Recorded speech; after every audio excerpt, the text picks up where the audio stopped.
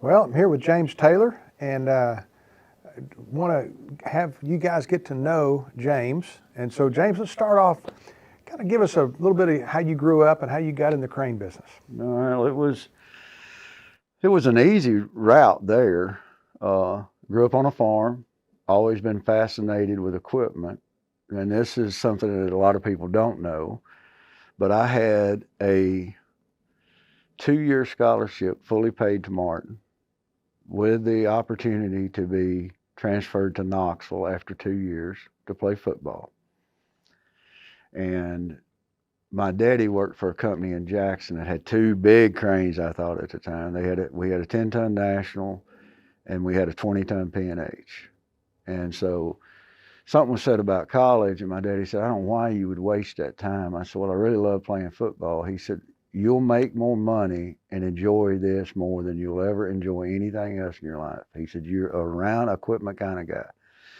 So I graduated from high school in 1980. In February of that year, I was only going to school a half a day. So I would literally drive this 10-ton National boom truck to school of a morning and then shag rentals the rest of the day. Oh man! So you're telling me you could have been a Tennessee Vol football player You and you got it. passed all that up? Oh You my got it. goodness! You got it. Wow. And I look back and go, you know what? I made the right decision. Yeah, Made the right decision. I love it. Well, tell me about how you got to Barnhart.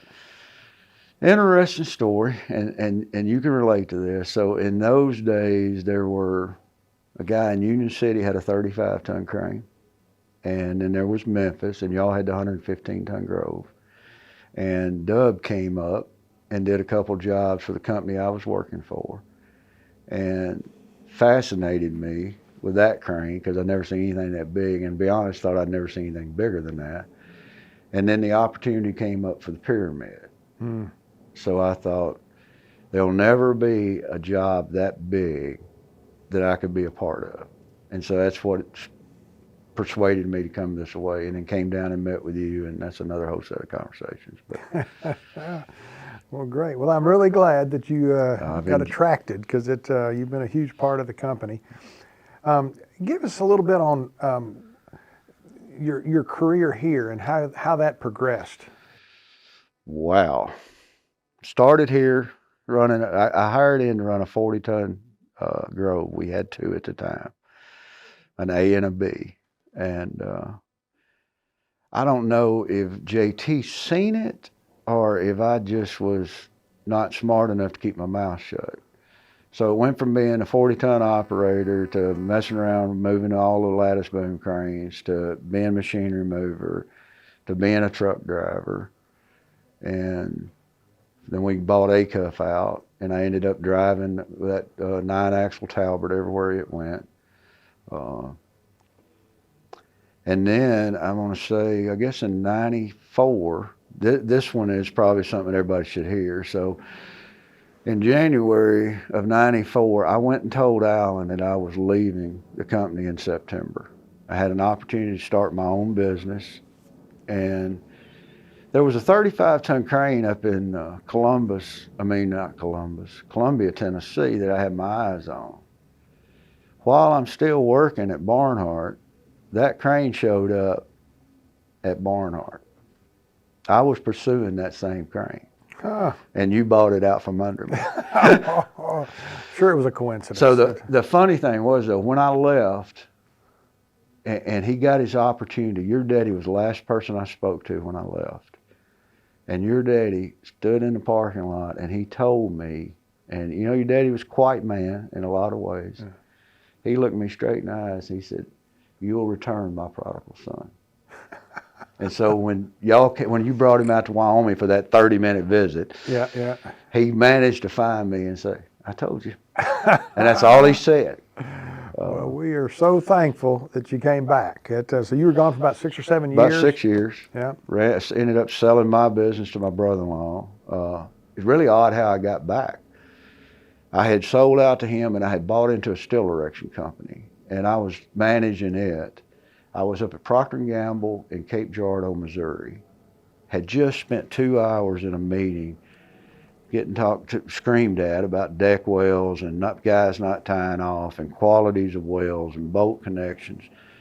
When I walked out of that office, and you can say God works in mysterious ways, but I hadn't talked to JT in probably 6 or 7 months. I walked out, turned my phone on. It hadn't booted up good, and it was the old flip phone, you know. Mm-hmm. The minute it booted up, it was JT. And I thought, man, what a coincidence. So I said, hey, man, how you doing? He said, no, question is how you like your job. I said, be honest with you, right this second, I hate it. He said, well, we're fixing to start doing something that's got your name written all over it. And I said, what's that? He said, we're fixing to start putting up wind turbines. I said, well, that's interesting. So I called my wife at the time, told her, I said, I'm coming home. You need to pray about this because I'm going to pray about it while I'm driving. But I'm probably fixing to go in and tell them I want to sell my part of the company because I'm going back to Barnhart. And that's the way it transpired. Wow. One phone call. One phone call. Oh, Yeah. man. One phone call. I gotta think And the timing was just, couldn't have been any better. So that was 2003. That's correct. Went out to Wyoming, Yep. put up a few wind turbines out there. That was the record. Wow. 80 That was turbines in 80 days. That was our first wind turbine project And what's ever. really funny about that one, I told JT when I hired back in, I said, look, I've been all these years, and even when we were a smaller company, you know, when originally I was sort of up in the top and running most of the work. And so I told JT, I said, I'll come back, but under one circumstance. I said, I don't want to tell nobody nothing. I just want to work. He said, I'll put you on 888 in a lay-down yard. Came back, I was washing tire sections. All the guys that knew me from past was having a heart attack.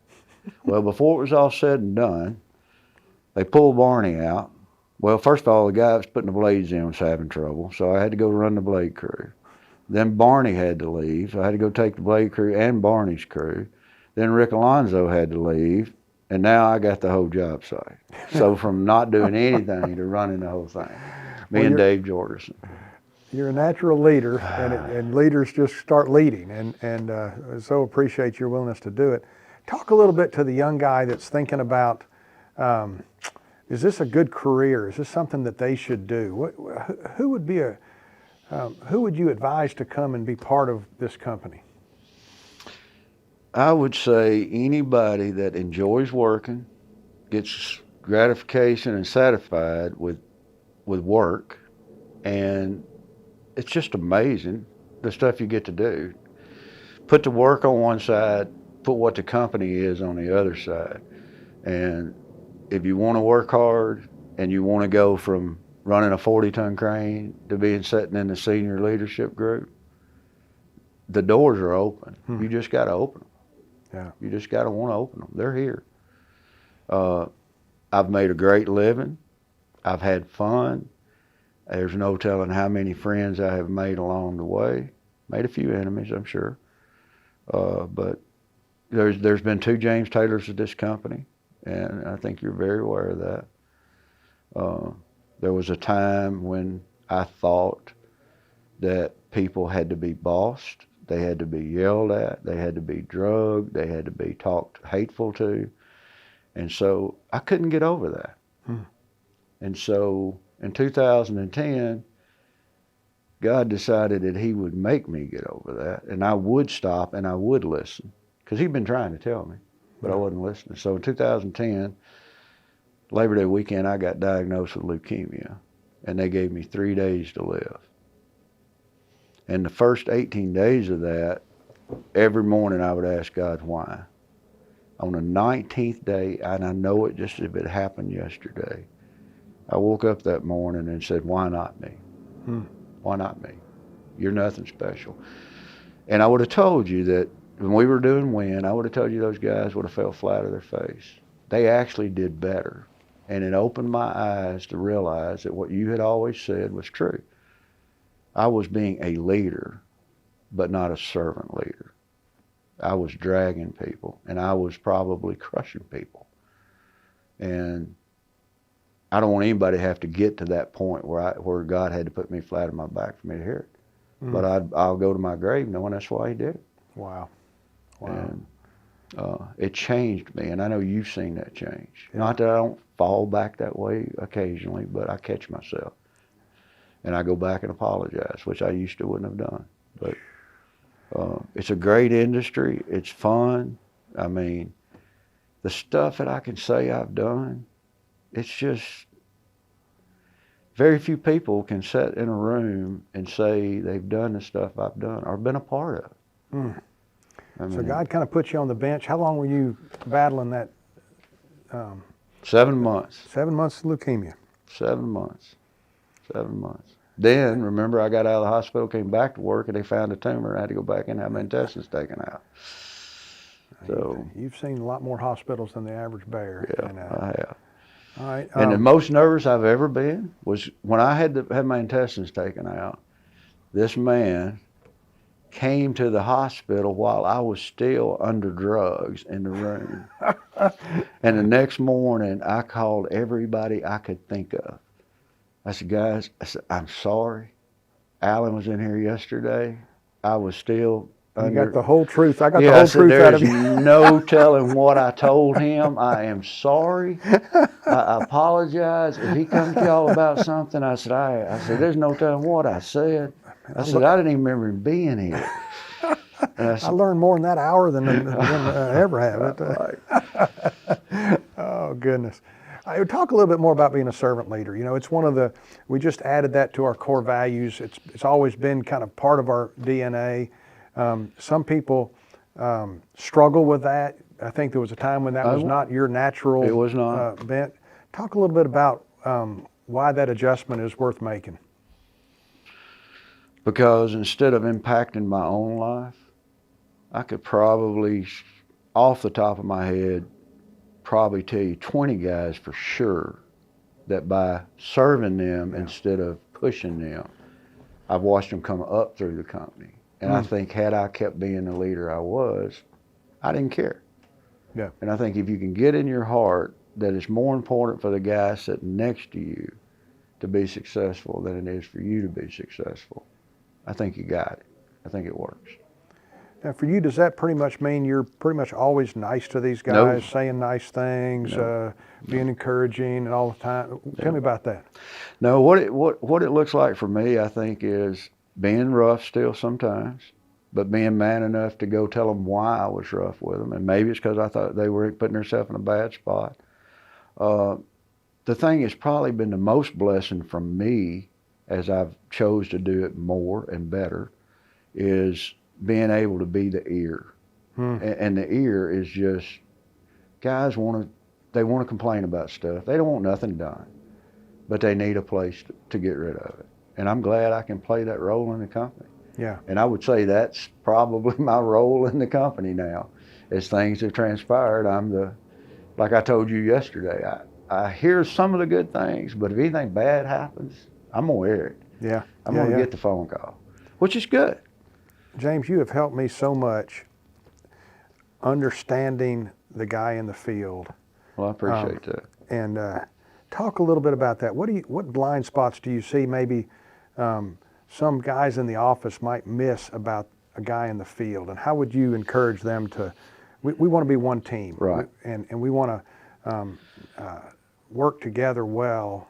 But we all have blind spots. What blind spots have you seen? Here's what I try to tell branch managers and operations managers when I go to visit with them or spend time. And a lot of times I've spent a year and a half at a branch or something. And I call it, there's two evil times of the day. And that's when the guys are coming to work of a morning and when they're leaving of an evening. Evil times. Evil times. Okay. That's when they're complaining. That's when they're grumbling. That's when they want to be heard. So it's very important that if your guys are going to work at 7, you're there at 6:15. Just being one of the guys and listening, not doing anything about it. Don't take it personal. Just get a relationship where you can hear that stuff. Because some stuff needs to be fixed, but they're not going to come tell you. And then try to be there every afternoon when they're coming in to appreciate for what they've done for the day. And honestly, I really think if you do those two things, as we like to say, the sheetrock will come down. Because now that you're part of the team. Yeah. You know, you're part of the team. The guys don't look at you as, well, that's a guy in the office. No, that guy cares about what I'm saying. Yeah. You know. You know, I think we're kind of fix-it guys. We see a problem, we want to fix it. You were telling me the other day about how sometimes the problems that are brought to you, the guy doesn't want them fixed. No. No, Talk about that. I would say probably, I hate to think how many phone calls. I carry 2 telephones, but I'd say probably on an average week, I probably talk to 40 different individuals, not the same individuals. And I would say out of those 40 calls, 39 of them just wanted to get something off their chest. They just needed a place to dump it, needed a safe place. And a lot of it sometimes is not about work, which really flatters me. Yeah. If they want to talk about a kid problem or a wife problem, which I'm not the best to talk to about a wife problem, but it's been a blessing. And as I would have said a year ago, as I'm approaching retirement, I go, I want to retire. I want to spend more time at home. I've been on the road, but in the last 6 months, I do need to spend more time at home, but I don't need to retire. Yeah. Because I've built a network of guys that I hope are building a network under them. Yeah. And got a couple guys that I'm ready when I do finally say I don't want to travel anymore. I got a couple guys I want to launch and let them do the running and let me sit back. And you've been gracious enough over the years, especially now, to say, yeah, that's fine. You've done your time. Answer the phone. Take care of the problems. And like I said, they're usually not anything. Yeah. I mean, we get problems. We get crane problems. I get a lot of crane questions because I have always been fascinated with lattice boom cranes. Yeah. And still are to this day. And, I think about, when we bought the 8800, I thought I told you this, but maybe I didn't. I thought I told you, yeah, if we buy it. 3 times. 3 times. I remember. It's too big and I'm too old. And I said, I'll put it together 3 times, but that's it. Well, let's see. I've been to Vegas. I've been to Detroit. I've been to Nashville twice. I've been to Wyoming. Maybe up to 4 or 5. Yeah, But, I remember telling you that over the phone. I want the crane. Now, the problem with that crane was, and you know it well as I do, me and you wanted that crane, but there was a lot of people that didn't want that crane. It's a big old machine. Yeah. And it's been a good machine. yeah, no, it's done well. You've seen a lot of guys come and go at the company, and some that you would probably look at and say, it's a shame that guy, he had the talent to really contribute here and he didn't. What are some pitfalls that you've seen of guys that you think that you would warn people about in terms of the way they're thinking or what they're doing, how to avoid some of the pitfalls of life? Not necessarily that they would stay at this company forever, but that they would live life well. What are some pitfalls to avoid? One of the things that I've seen, it's caused some of the field guys to go, and I've tried to tell them that if you're going to work on the road, that's fine, but you need to put time aside at night to spend with your family. FaceTime, whatever, but that's quality time. And unfortunately, you know this as well as I do, we're all a bunch of construction workers. So to get a guy that's been out in the sun all day in the heat to want to go in a room and sit down and really listen to his wife and his kids versus going over here with his buddies to the tailgate of the truck and having a few beers, it's hard. But when they see the rewards of it, even from last week at the field leadership, I had a conversation with the guys I thought was going to be hard, and it was about time management and how to budget. And I got 2 phone calls last week from 2 guys that I wouldn't have thought would have ever said, hey, I just want to appreciate you addressing that with us. I'm going to go I'm calling Mark Load. Yeah, yeah. So, I think what I would say, one of my things that I've really have probably learned in the last 5 years is it's okay to say something rough to somebody, but it's very important that you go back after that and say, I was in the heat of the battle. I didn't want you to get hurt. I care about you. I love you. You're part of this team. And it's hard to do. Yep. But you got to do it. Yeah. It's okay to correct somebody. And some things you just don't ever, you never get rid of. I catch myself sometimes. And so I always feel like honestly, I always feel like I got a devil sitting over here and I got an angel over here. And sometimes he'll get around here and I got to get that angel afterwards. I mean, I'll be driving off a job site thinking, I need to go find that guy. I mean, and the other thing that I will say that people should learn, and it took me a long time to learn this, if you're going to get on somebody, don't do it in front of the whole group. Pull them off the side, take them behind the crane, put them in the pickup. Don't intimidate people in front of each other. That was one of my downfalls. Yeah. I just would crush somebody in front of everybody, and that's not healthy for nobody. Good. Flip side, what are some things that you've seen in others that you think, man, that guy really understood life, and what are some things maybe you've learned from some other guys or you've seen that you would hold up as good examples? Me and Gene was just talking about this, and this guy, we both have agreed about it, and we always will. And I watched him transition to JT Hill. I mean, he taught you a whole lot. Neither one of us, I can honestly tell you this, and I mean this from the bottom of my heart, we would not be sitting here today if it hadn't been for him. There's no doubt in my mind.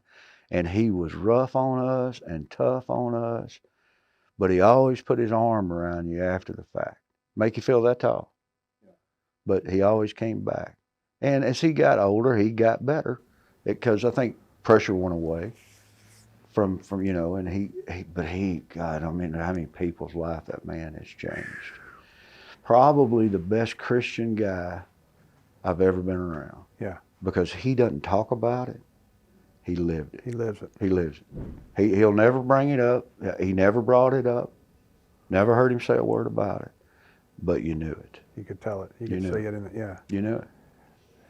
I mean, he, and there's been a lot of other people in other parts of my life, but I would not have made it had it not been for him. I know that. Yeah. And I hope 10 years from now, 20 years from now, when you say we're going to work till we're 80, but I'm still arguing that point. But when we've stepped away and somebody's took our spot, I hope we've made that impression somewhere else. Because if we have, we've done what we needed to do. Yeah. And if we hadn't, shame on us. I agree. And I think that's the best goal you'll get from life, is knowing you changed somebody and you made them a better person. Yeah. And that doesn't happen by accident. JT was tough on people, but you always knew that he was doing it for their benefit. That's right. No, he wasn't getting a kick out of it. He had a purpose. Yeah. Man, what a great man. Yeah. I will forever say I think that this company would not be where it is. I agree with you without 100%. JT. And I'd add James Taylor to that list. Well, I appreciate that. And the other person that that I think because he's quiet, he sort of stays off to himself even more now than he used to. I think a lot of times we don't give Eric the credit we should give Eric. Oh, amen. Go down there and look in that yard. Go anywhere you want to. All this red iron. That guy is a genius. Yeah. Not only is he a genius, he also doesn't mind putting on his gloves. That's right. And going and doing he'll work. be the dirtiest guy on the job, and you'll get asked, who is that guy over there? Well, that's the owner of the company. Yeah, we're talking about Eric Barnhart, my brother. And we don't give him the recognition we should. And he don't want it. Yeah. He don't want it. But he has been a valuable part of, and to me, I mean, because, I don't really honestly, I feel like we overlook him sometimes. I agree. And don't praise him enough. Yeah. And he's been a valuable part of my life also. He's always the guy. It doesn't matter if I've got a crane issue, a rigging issue. It don't matter if it's midnight on Sunday night. Yep. I know if I dial that number, he's got my back. Yep. And he'll hop in the car and come. In a heartbeat. Just story after story I've heard. I called him at 2 a.m. and he took the call and and solved the problem. Yeah. Yeah, I really appreciate the impact he's made on my life. All right, if you had one thing to say to people to encourage them or to give them one pointer, Here's what would it be? Here's what it would be, and I have this conversation with guys all the time. All the guys, they'll call and say, and I can name you 100 different crane companies and competitors. So and so offered me a job. I said, let me tell you something. I said, I've been here a long time, and I said, the grass here, it will turn a light green, but it will never go brown. So don't leave. Today may be frustrating. Tomorrow's a new day. But address your issues. Don't let them build up because you're only hurting yourself. But do it in it. But I mean, honestly, the grass will never turn brown here. I've seen it turn light green, and so have you. I thought it was going to go brown, but it didn't. So, it frustrates me to see good guys leave, but I'm a prime example of it. We could go through a whole list of people that left and came back. Yeah. And that says a lot about this company. It does. Says a whole lot about this company. Because I had a guy that's probably called me, and this has been years ago, and had just came back, maybe been here 2 years. And a guy was getting ready to hire on here called me. He said, he went to school with my daughter. He called me and said, Mr. James, got a question for you. I said, okay. He said, if you could go to work for William Steel in Jackson, or you could go to work for Barnhart, where would you go? I said, well, I work for William Steel. I said, but I'm at Barnhart. Do I need to say more? Okay, good enough. So, all right, well, James, you mentioned a little bit about being young and foolish at times. What are some things that you look back on and think maybe I should have done differently, or that you could advise some of the younger guys coming up, maybe that they ought to do things a little differently? There was things we did back then we shouldn't have done. that's exactly right. Where would you speak on that? So I would say I'm sitting here with hearing aids in because I drove a bunch of hydraulic cranes, and everybody said you need to have earplugs in. Well, I was 20 foot tall and bulletproof. Guys, you're not. You will be wearing hearing aids. Please take care of your hearing. Safety glasses. The other thing I fought battles with, the first time I went to the dermatologist, they cut off 97 cancers. I mean, up my arms. Wear sunscreen, guys. I always looked at it like, that's something girls do. I'm not going to do that. And so skin cancer has eaten me up. Luckily, it's not been anything serious. I mean, I had one spot where they had to cut and put 18 stitches in. I've got a plate in my foot. I need to have both knees partially replaced. And that came from being stupid. I mean, there's no other way to say it. I jumped off the stuff. And what's even worse is I had a lecture with the crane training guys that were in. Gave him his long spiel. And that should show you how you should really think about what you say. I gave him a long lecture about quit jumping off of stuff, use ladders, you're going to mess your knees up. Take care of your body. It's the only one you got. So gave him that long lecture. We went out front to do to play in the obstacle courses with glasses and everything. Well, I got up on the 22 ton. I hadn't run it in years. So I thought, well, I'll just see if I can even run it anymore, which turned out gave them a good laugh because it wasn't too good. But anyway, I got through, sucked the crane and got ready to get down. Brandon George was standing there and said, James, the ladder's on the other side of the crane. Now, an hour ago, I just told his guy I jumped off the back of the crane. Now, I don't know if you've ever been to the beach, but it was like a piece of bread. Them boys just flocked. They came. So, I mean, those seagulls came. I mean, honestly, guys, quit jumping off of stuff. Wear sunscreen. I mean, and wear it at home. I used to be the world's worst at home doing really crazy stuff. And we've developed a company that has ingrained it into me that when I'm in the shop, I need to put my safety glasses on. When I'm running chainsaw now, I'd go out there and run the chainsaw. Now I have a hard hat that has earmuffs on it and a face shield, and I got safety glasses. So take care of your body. You got one. Yep.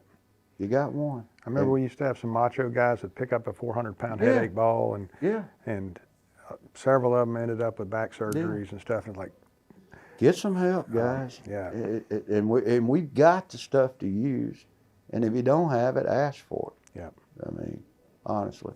Amen. Well, James, I know that good people attract other good people.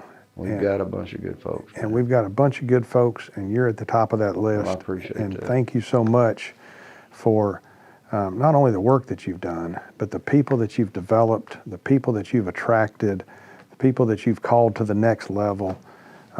It's a great story, and your life is a life well lived, and so thankful to be able to hear a little bit of that story. Well, I appreciate today. the opportunity, and I say this to you from the bottom of my heart. You are a brother to me. You know that. I mean, and it's funny. Everybody's always got something to say, occasionally negative. I said, hold up a minute. I said, I may say something about him, but if you ain't talking about it, you can't insult my brother. Yeah, you can. Yeah, I'll go address it with him if you want me to. But don't you be bad-mouthed. I appreciate what you've put up with. There's been, I know, probably time over time, you've probably sat at the house and went and told Kathy, like, I don't know what I'm going to do with that guy. Man, he's causing chaos. No, there really hasn't been, because I know your passion, I know your heart, and it's always been there. And even when you were younger and a little bit more foolish, and it's just been great to see the wisdom that God has brought into your life as time has gone on. You always had the passion, and now you have the wisdom to go with it. That's a really good combination. Well, I appreciate that. Yeah. I'm not working till I'm 80. I don't think you need to work till you're 80, James. I think you can work till you're 85. Okay. Yeah. All right. Well, great. It's been good to hang man. out with you, man. Love you, brother. Love you, brother. Thanks. Barnhart Crane and Rigging is a leading provider of heavy lifting and transport services for industrial and commercial projects in the United States. The company was founded in 1969 in Memphis, Tennessee, and has since expanded to over 50 branches throughout the country. They offer a wide range of cranes, rigging equipment, and custom specialized tools to handle a variety of tasks such as machinery installation, steel erection, and bridge construction. Barnhart is known for its commitment to safety, quality, and customer satisfaction, and has a reputation as a reliable and experienced provider of heavy lifting, wind power, and transport services. This podcast features employees who had and or currently have an impact on the culture of Barnhart. You will hear life stories and lessons from some of the best in the industry. To learn more about Barnhart Crane, go to our website, www.barnhartcrane.com.